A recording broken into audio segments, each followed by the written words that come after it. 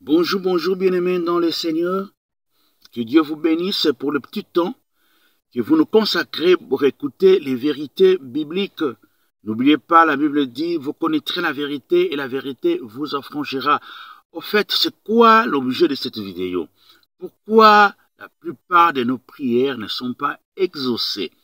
Peut-être c'est ton cas. Tu te poses la question. Seigneur, tu dors ou tu somnoles? Qu'est-ce qui se passe, Père? Pourquoi je t'ai amené tel et tel autre sujet? Tu ne réponds pas.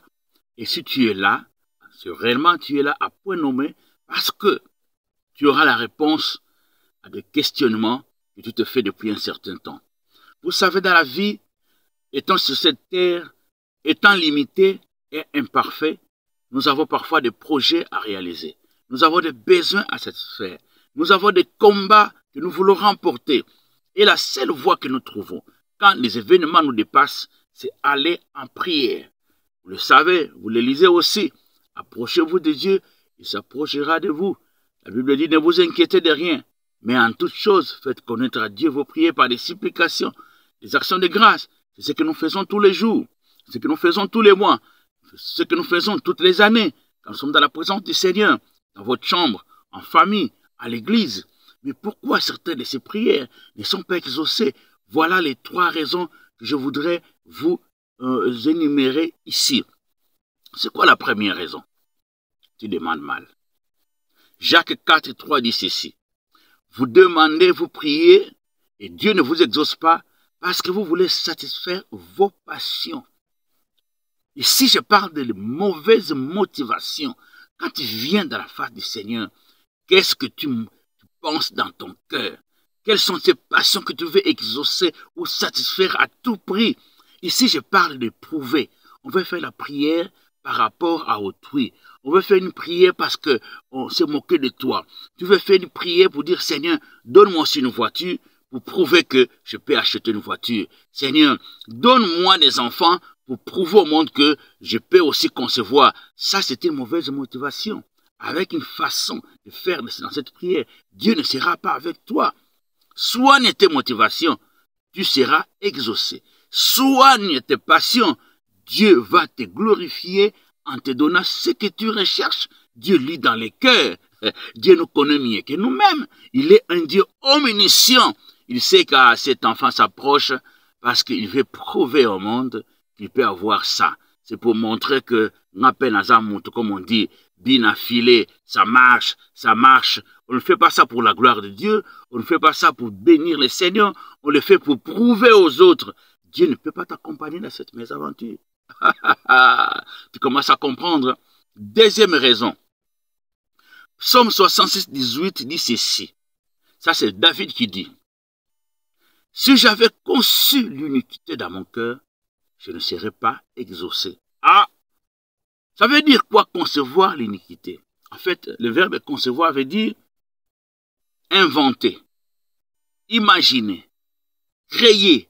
En quelque sorte, c'est méditer un mal. Oh! Je donne un exemple. Vous êtes un comptable. Vous êtes mal payé, mais vous gérez des millions. Vous vous dites, tiens, j'ai des besoins, mais je n'arrive pas à réunir tout l'argent pour satisfaire ces besoins. Je vais chercher à creuser un trou dans la caisse et disparaître avec ma famille. Mais le système de sécurité est tel que tu ne sais pas comment procéder. Tu as l'audace de venir en prière, demander à Dieu de t'aider à creuser un trou pour voler l'argent et partir. Non, non, non, non, non. Dieu ne peut pas faire partie intégrante de ton projet. Ça ne marchera pas. Tu es une femme. Tu es femme seule. Cette femme qui a 2 ou 3 enfants. Tu as des grands besoins à satisfaire concernant tes enfants. Tu te dis, je vais aller me prostituer.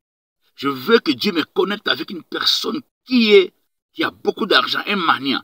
Comme ça, avec cet argent, je peux terminer tous mes problèmes. Dieu ne peut pas t'accompagner dans cette mésaventure. Dieu ne t'exaucera jamais. Peut-être aussi c'est ton cas. Ce n'est pas bon. Il faut faire confiance au Seigneur. Qu'on soit dans la crainte, qu'on soit dans le dénuement, qu'on soit dans le manquement. Faites confiance au Seigneur. Il est un papa responsable. C'est un papa responsable. C'est un papa responsable. La Bible dit, tous ceux qui espèrent à lui ne sont jamais confus. C'est un problème de foi chez toi. C'est un problème de foi. Fais confiance au Seigneur, il te sortira de la pauvreté. Il pourra satisfaire tes besoins, quels qu'ils soient. Troisième raison, c'est l'omission des intérêts divins. Je répète, c'est l'omission des intérêts divins. Je vous donne un exemple de 1 Samuel 1:11. Là, on parle d'Anne, la femme qui était la femme d'Elkana. Elle avait une rivale.